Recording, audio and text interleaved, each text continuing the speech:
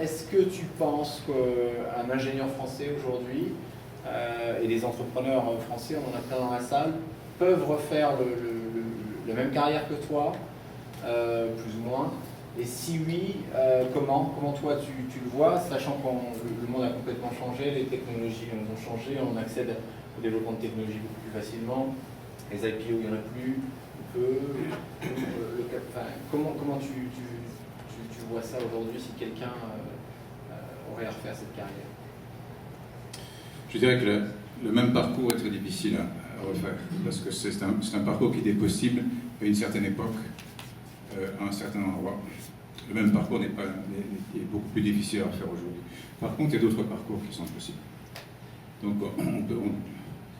je reviens sur l'anecdote de la tranche d'âge 53-56. Bon, il y a certaines personnes qui ont la chance d'être nées dans cette tranche d'âge, et donc qui ont une part démesurée de chance au point de vue de l'opportunité de commencer quelque chose. Aujourd'hui, il y a d'autres opportunités qui sont différentes. Bon, maintenant, c'est l'ère de Mark Zuckerberg et des gens comme ça. C'est plus l'ère de Bill Gates, de Steve Jobs. C'est des gens qui sont nés en 55 comme moi. C'est difficile, tu dis que tu as eu de la chance, tu es né en 55, dans cette tranche d'âge, mais c'est difficile de croire quand on regarde ton résumé, comme on dit en anglais, que tu as fait une seule erreur.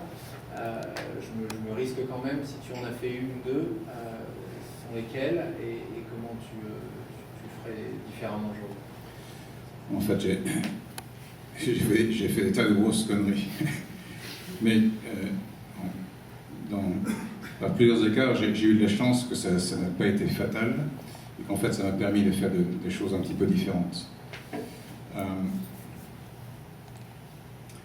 Je parlais de Mark Zuckerberg, donc petite anecdote intéressante. Combien d'entre vous avez vu le film The Social Network? Rappelez-vous du moment où Mark Zuckerberg vient en Silicon Valley et il frappe à la porte d'investisseurs pour lever de l'argent pour financer Facebook, qui à l'époque s'appelait The Facebook. Je ne suis pas dans le film parce qu'en fait, j'ai interviewé Mark Zuckerberg.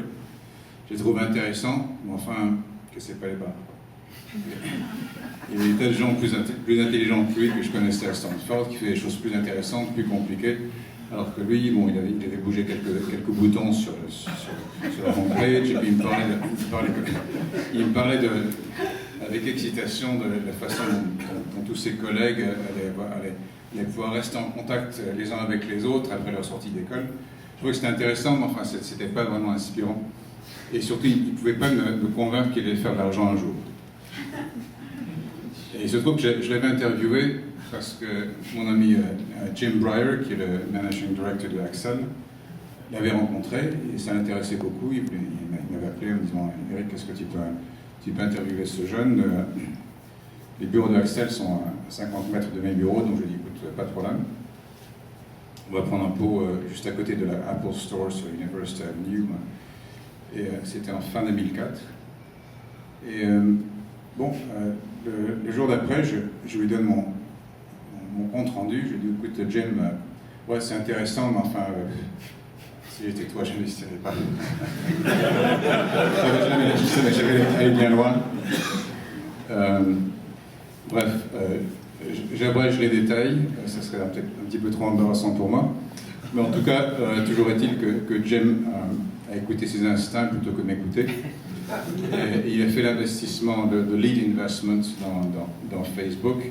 Et c'est pour ça que la semaine dernière, Jim était sur la couverture de Forbes Magazine comme le venture capitalist qui a eu le plus de succès depuis 10 ans.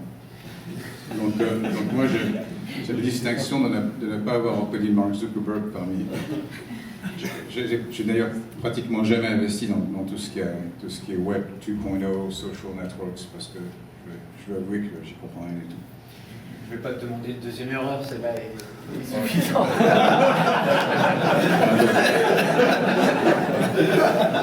Ça va nous aller. Tu démarres ton fonds. Global Venture, en 2003. C'est un peu pour ce que tu appelles la troisième phase de ta carrière, et en termes de coaching justement.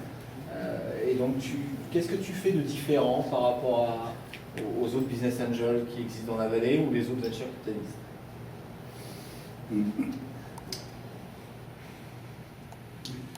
D'abord, j'ai voulu faire un changement parce que être CEO d'une grosse société, c'est surtout dans une société qui bouge beaucoup, c'est très fatigant. Et c'est même carrément aliénant.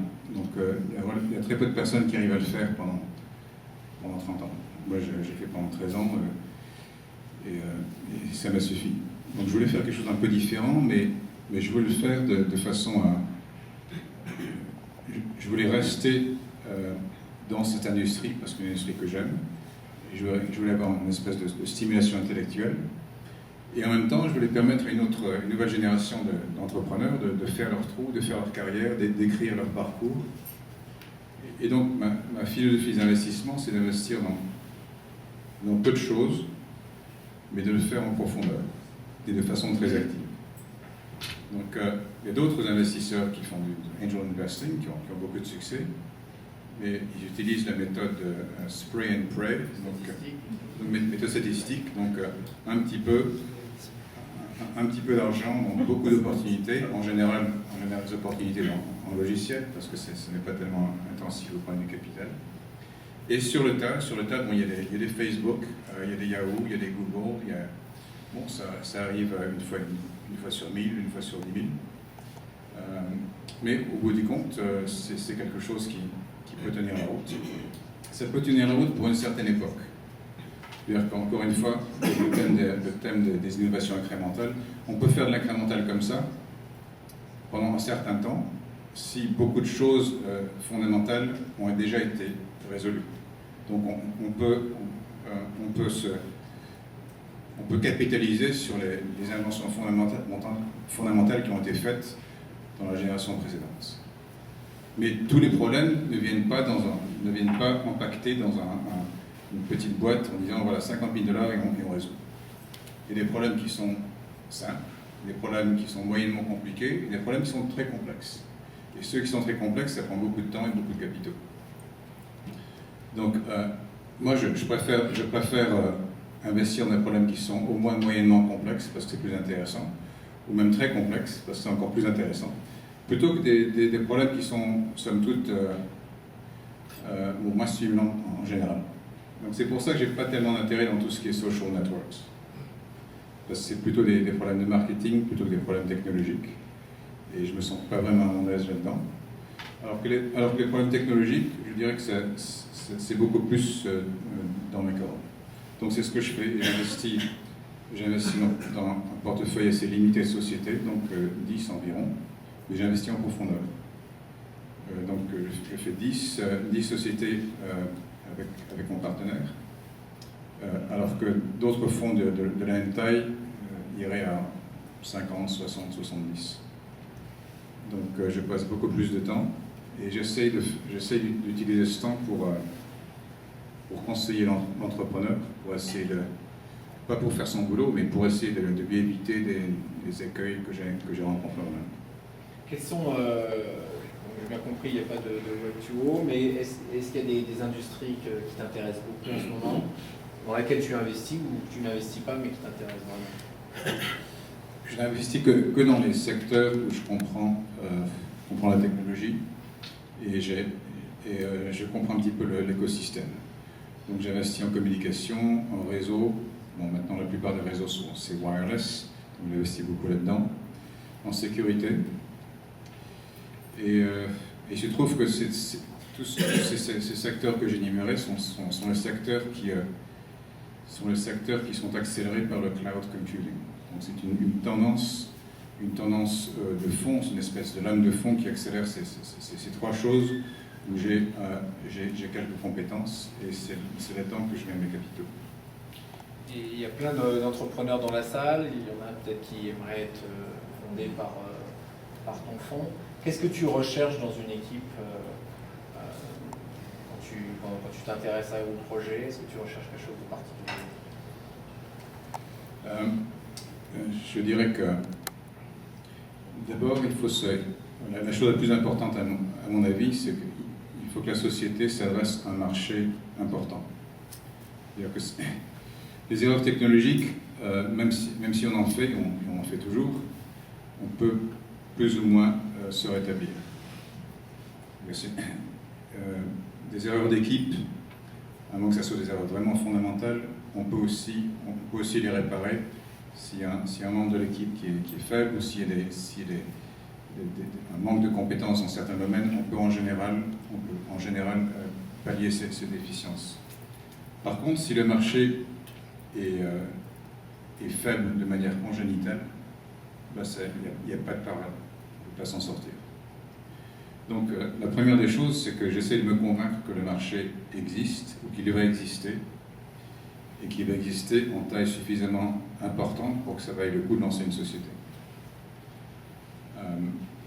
Deuxièmement, j'essaie de me convaincre qu'il y a une différence entre interesting et compelling.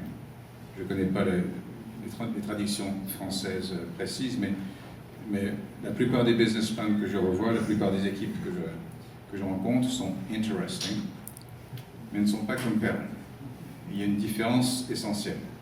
Les interesting ne méritent pas d'être investis, alors que les compelling méritent. Donc, tout l'art de l'investissement, c'est d'essayer de tracer cette ligne entre interesting et compelling. Et pour le reste, c'est plutôt du travail assez répétitif. S'assurer que le plan tient la route, s'assurer que l'équipe est complète, s'assurer qu'il y a un plan avec des milestones, s'assurer que les opérations tournent. Ça sont des choses c'est pratiquement une deuxième nature pour moi, parce que j'ai fait ça depuis 35 ans. Par contre, les choix que j'ai énumérés, si on se plante, on se plante de façon assez spectaculaire. Tu connais bien tout le marché du network computing, c'est un marché mature. Est-ce qu'aujourd'hui il y a encore d'innovation et si tu peux nous donner des indications sur cette innovation, où elle se passe, comment elle est, est-ce que ça a un lien avec le fait que tu apprends le chinois, par exemple?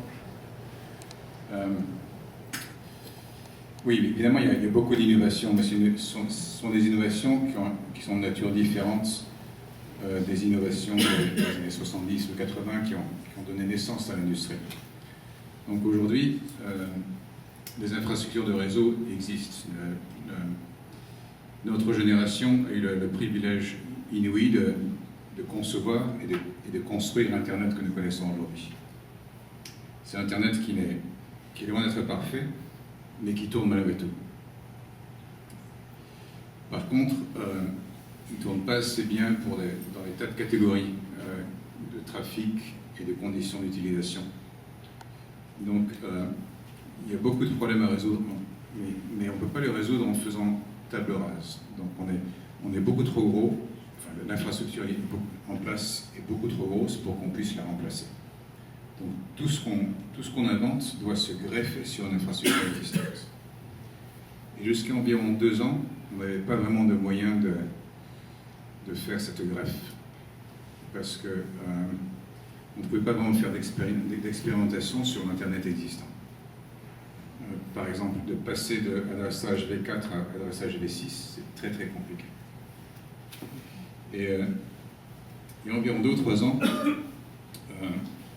il y a un papier qui a été écrit par des gens de Stanford en particulier, qui s'appelle OpenFlow. Et OpenFlow permet d'ouvrir une espèce de porte d'expérimentation pour de nouveaux protocoles dont on va avoir besoin pour la prochaine vague de l'Internet. Et donc, OpenFlow permet de standardiser certaines interfaces qui permettent donc d'expérimenter avec de nouveaux protocoles dont on va avoir besoin pour, par exemple, gérer des flux sécurisés, des flux de médias,